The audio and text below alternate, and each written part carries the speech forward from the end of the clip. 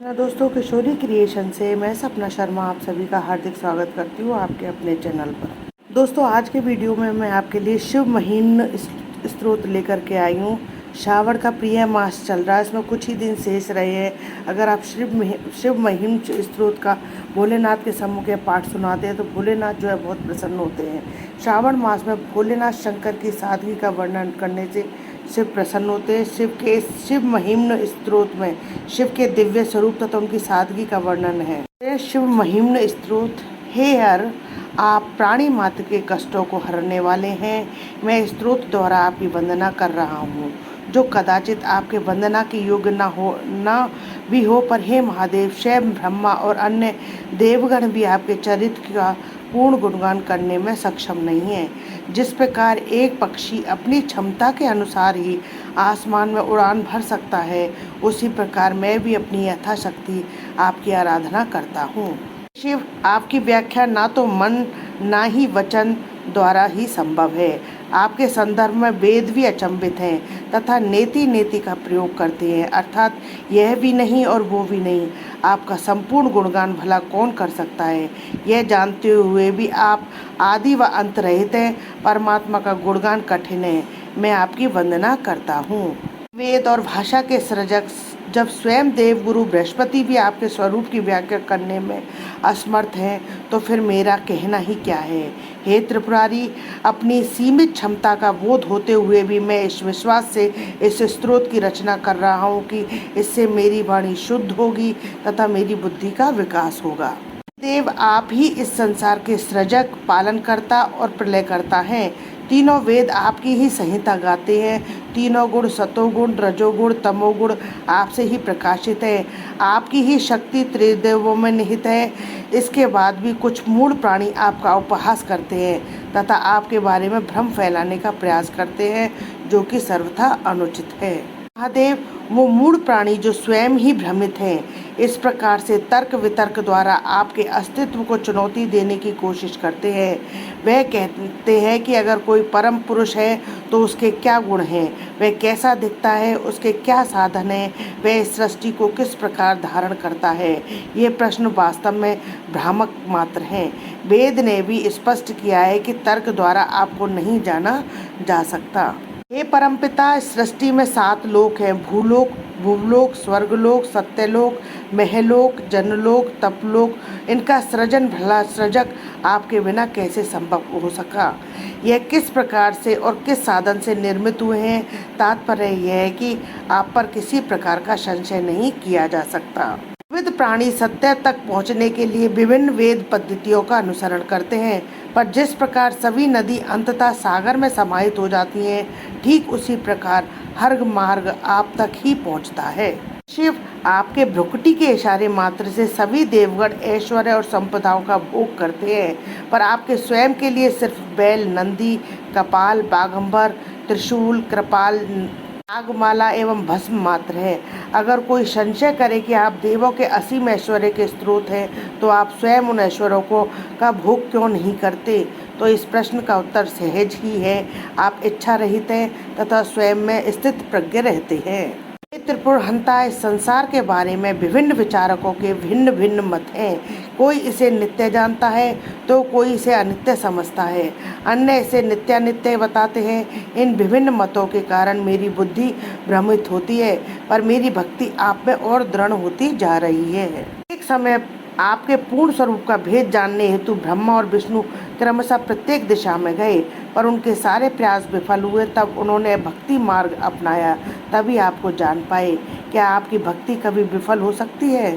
पुराण तक दशानन रावण किस प्रकार विश्व को शत्रु विहीन कर सका, उसके बाहुबल हर पल युद्ध के लिए व्यग्र रहे। हे प्रभु, रावण ने भक्तिवश अपने ही शीश को काट काट कर आपके चरण कमलों में अर्पित कर दिया। यह उसी भक्ति का प्रभाव था। एक समय उसी रावण ने मद में चूर आपके कैलाश को उठाने की धृष्टता की भूल की। हे महादेव, आपने अपने सहज पांव के अंगूठे मात्र से उसे दबा दिया। फिर क्या था? रावण कृष्ण में रुदन कर उठा। वेदना के पतन लोक में उसका पीछा नहीं छोड़ा। अंततः आपकी शरणागति के बाद ही वह मुक्त हो सका। वो आपकी कृपा मात्र से ही बाणासुर, दानव, इंद्रादि देवों से भी अधिक ऐश्वर्यशाली बन सका। तथा तीनों लोकों पर राज्य किया। हे ईश्वर, आपकी भक्ति से क्या कुछ संभव नहीं है। देवताओं और असुरों ने अमृत प्राप्ति हेतु समुद्र मंथन किया। समुद्र से मूल्यवान वस्तुएं प्रकट हुई जो देव और दानवों ने आपस में बांट ली। पर जब समुद्र से अत्यधिक भयावह कालकूट विष प्रकट हुआ तो असमय ही सृष्टि समाप्त होने का भय उत्पन्न हो गया और सभी भयभीत हो गए। तब आपने संसार रक्षार्थ विष पान कर लिया। वह विष आपके कंठ में निष्क्रिय होकर पड़ा है। विष के प्रभाव से आपका कंठ नीला पड़ गया। हे नीलकंठ, आश्चर्य की यह स्थिति भी आपकी शोभा ही बढ़ाती है। कल्याण कार्य सुंदर ही होता है। प्रभु कामदेव के वार से कभी कोई भी नहीं बच सका, चाहे वो मनुष्य हो, देव हो या दानव। पर जब कामदेव ने आपकी शक्ति समझे बिना आपकी ओर अपने पुष्प बाण को साधा तो आपने उसे तत्क्षण ही भस्म कर दिया। श्रेष्ठ जनों के अपमान का परिणाम हितकर नहीं होता है। नटराज, जब संसार कल्याण के हेतु आप तांडव करने लगते हैं तो आपके पांव के नीचे धरा कांप उठती है। आपके हाथों की परिधि से टकराकर ग्रह नक्षत्र भयभीत उठते हैं। विष्णु लोक भी हिल जाता है। आपकी जटा के स्पर्श मात्र से स्वर्गलोक व्याकुल हो उठता है।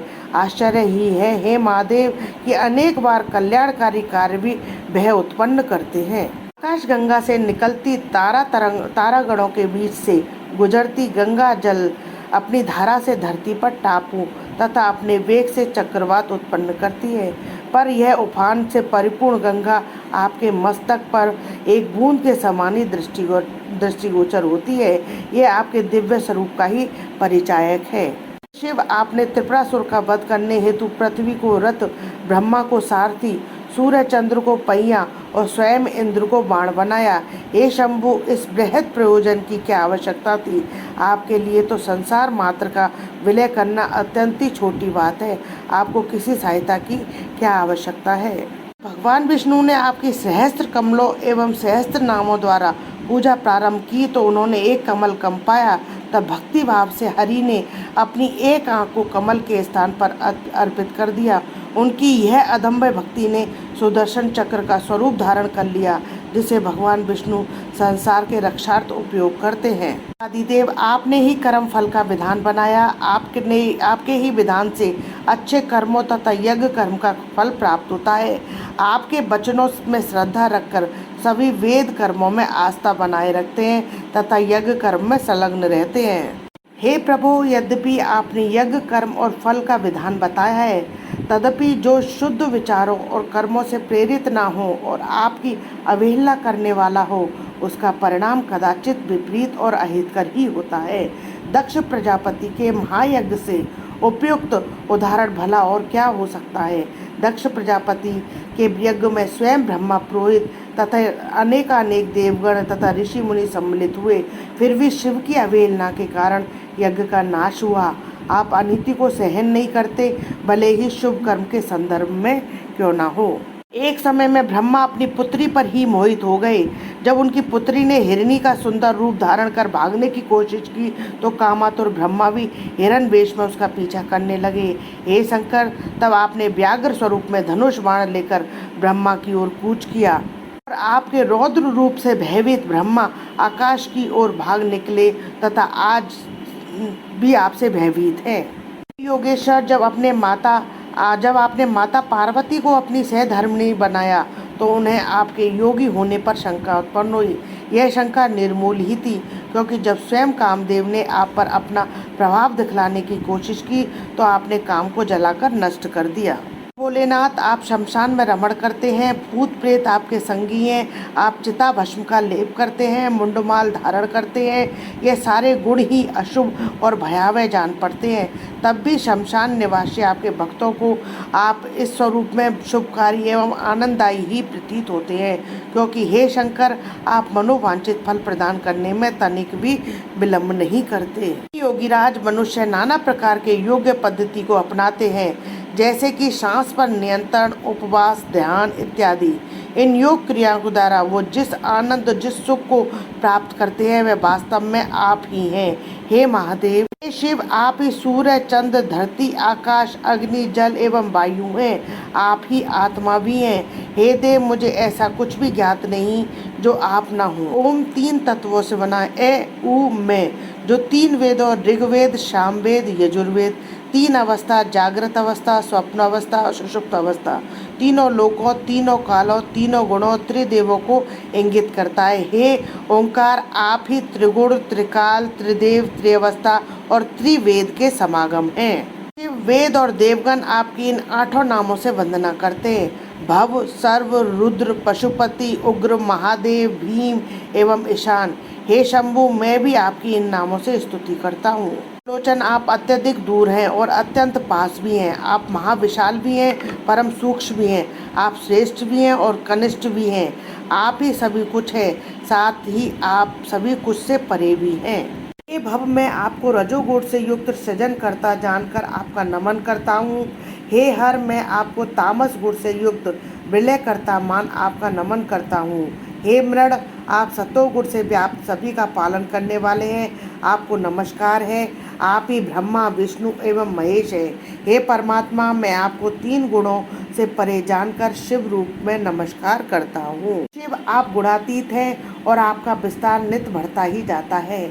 अपनी सीमित क्षमता से मैं कैसे आपकी वंदना कर सकता हूँ, पर भक्ति से ये दूरी मिट जाती है तथा मैं अपने कर कमलों में अपनी स्तुति प्रस्तुत करता हूँ।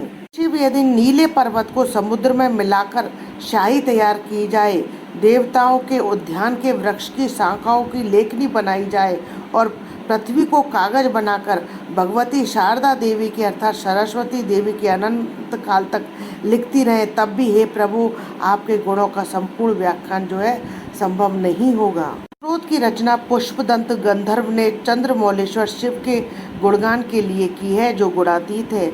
जो भी इस स्त्रोत का विशुद्ध मन से नित्य पाठ करता है, जीवन काल में विभिन्न ऐश्वर्यों का भोग करता है, अंततः शिव धाम को प्राप्त करता है तथा शिव तुल्य हो जाता है। इससे श्रेष्ठ कोई देव नहीं, महिम्न स्त्रोत से श्रेष्ठ कोई स्त्रोत नहीं, ओम से बढ़कर कोई मंत्र नहीं तथा गुरु से ऊपर कोई सत्य नहीं है। दान, यज्ञ, ज्ञान एवं त्याग इत्यादि सत्कर्म इस स्त्रोत के पाठ के 16वें अंश के बराबर भी फल प्रदान नहीं कर सकते। पुष्पदंत नामक गंधर्व का राजा चंद्रमौलेश्वर शिव जी का परम भक्त था। अपने अपराध पुष्प की चोरी के कारण वह अपने दिव्य स्वरूप से वंचित हो गया। तब उसने इस स्त्रोत की रचना कर शिव को प्रसन्न किया तथा अपने दिव्य स्वरूप को पुनः प्राप्त किया। इस स्त्रोत का पठन करता है वो शिवलोक पाता है तथा ऋषि मुनियों द्वारा भी पूजित हो जाता है। दंत रचित ये स्त्रोत दोष रहित है। इसका नित्य पाठ करने से परम सुख की प्राप्ति होती है। स्त्रोत भगवान शंकर को समर्पित है। प्रभु महादेव, हमसे प्रसन्न हो। शिव, मैं आपके वास्तविक स्वरूप को नहीं जानता। हे शिव, आपके उस वास्तविक स्वरूप जिसे मैं नहीं जान सकता उसको नमस्कार है। जो उस स्त्रोत का दिन में 1 बार या 2 बार या 3 बार पाठ करता है वो पाप मुक्त हो जाता है तथा शिवलोक को प्राप्त होता है। दंत द्वारा रचित ये स्त्रोत शिव जी को अत्यंत ही प्रिय है। इसका पाठ करने वाला अपने संचित पापों से मुक्ति पाता है। श्री पुष्पदंत विरचितम शिव महिम्न स्त्रोत समाप्तम। दोस्तों, यदि आपको मेरा ये वीडियो पसंद आए तो प्लीज़ मेरे वीडियो को ज़्यादा से ज़्यादा लाइक और शेयर करें। यदि आप मेरे चैनल पर नए हैं तो चैनल को सब्सक्राइब करना ना भूलें। पास ही में बेल आइकन को दबाएं जिससे मेरे आने वाले हर नए वीडियो का नोटिफिकेशन आपको मिल जाए। हर हर महादेव। ओम नमः शिवाय।